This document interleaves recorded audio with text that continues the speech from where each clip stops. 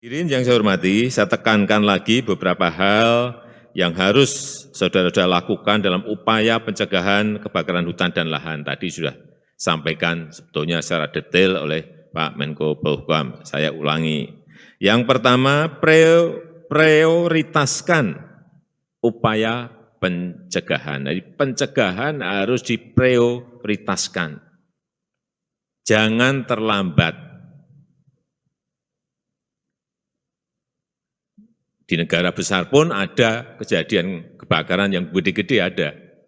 Saya kira saudara-saudara tahu semuanya, sampai ada kota yang ikut terbakar.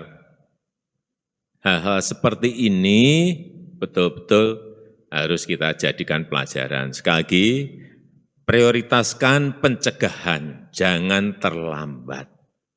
Karena kalau sudah terlambat kita guyur dengan waterbombing sebanyak apapun, pengalaman kita sudah terlanjur sulit. Jadi api boleh keluar kecil tapi segera dipadamkan. Sekali lagi pencegahan diprioritaskan.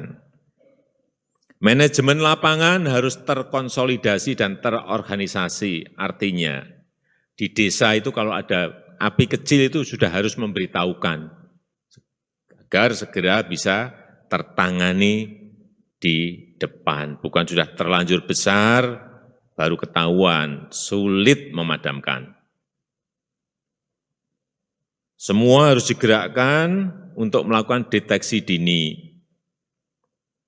Monitoring di area-area yang rawan hotspot. Saya kira kita sudah tahu ini, kita sudah ngerti semuanya kok. Di mana sih yang rawan, di mana sih yang harus diwaspadai, dan update informasi setiap hari sehingga kondisi harian di lapangan itu terpantau harian.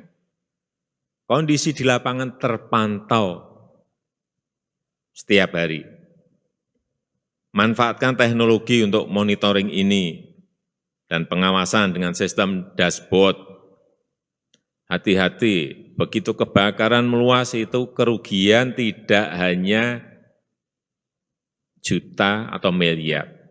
Saya pastikan larinya pasti ke angka triliun. Ini hati-hati. Belum kerusakan ekologi ekosistem kita.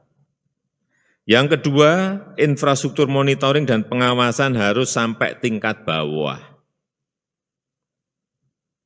Saya melihat dulu di Riau, saya lihat bagus, Polda memiliki sebuah aplikasi teknologi yang bisa cek sampai bawah, hal-hal seperti itu yang harus kita lakukan. Libatkan Babinsa, Babin Kamtibmas, dan Kepala Desa dalam pencegahan kebakaran hutan ini.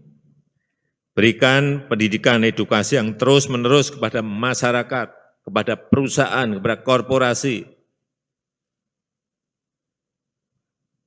terutama di daerah dengan kecenderungan peningkatan hotspot. Ajak tokoh agama, ajak tokoh masyarakat untuk ikut menjelaskan kepada masyarakat akan bahaya kebakaran hutan dan kebakaran lahan bagi kesehatan dan juga dampak ekonomi yang tidak kecil. Yang ketiga, kita perlu mencari solusi yang permanen untuk mencegah dan menangani kebakaran hutan dan lahan ini untuk tahun-tahun mendatang. Karena apa? 99% kebakaran hutan itu adalah ulah manusia, baik itu yang disengaja maupun yang tidak disengaja karena kelalaian. Dan motif utamanya selalu satu, ekonomi. Karena saya tahu bahwa pembersihan lahan itu lewat pembakaran itu adalah cara yang paling murah. Tapi ini sudah lagi harus dimulai edukasi kepada masyarakat, kepada perusahaan korporasi, tidak. Ini harus ditata ulang kembali. Cari solusi agar korporasi dan masyarakat membuka lahannya tidak dengan cara membakar. Keempat, penataan ekosistem gambut dalam kawasan hidrologi gambut harus terus dilanjutkan. Saya sudah perintah pada Badan Restorasi Gambut dan Mangrove untuk ini menjadi fokus di kawasan hidrologi gambut, pastikan permukaan air tanah tetap terjaga dalam kondisi yang tinggi. Buat banyak embung, buat banyak kanal, buat sumur bor dengan berbagai teknik pembahasan lainnya sehingga yang namanya lahan gambut tetap basah. Kita sudah mengerti semuanya, saya enggak perlu menjelaskan mengenai ini. Yang kelima, saya ulang lagi, jangan biarkan api membesar, jangan terlambat, sehingga sulit dikendalikan. Kelima ini penting, jangan biarkan api membesar, jangan terlambat, sehingga sulit dikendalikan.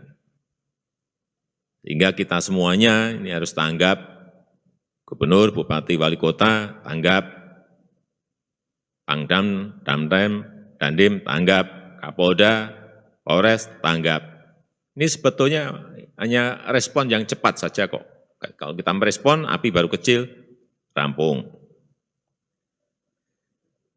Jika diperlukan, lakukan pemadaman melalui operasi udara waterbombing. Ini sudah sering kita lakukan, tapi kalau bisa jangan sampai kecil langsung disiram, mudah mati.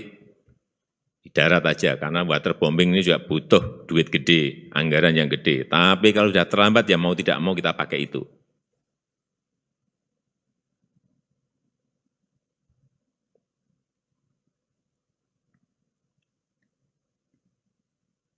Terakhir, saya minta langkah penegakan hukum dilakukan tanpa kompromi. Ini saya kira Pak Kapolri sudah tahulah apa yang harus dilakukan di sini, karena kita sudah pengaman kemarin sudah melakukan itu. Penegakan hukum yang tegas kepada siapapun yang melakukan pembakaran hutan dan lahan, baik itu di konsesi milik korporasi, milik perusahaan, maupun di masyarakat. Tapi ini semuanya sudah tahu, sehingga ada betul-betul efek jerak. Terapkan sanksi yang tegas bagi pembakar hutan dan lahan, baik sanksi administrasi, perdata maupun pidana.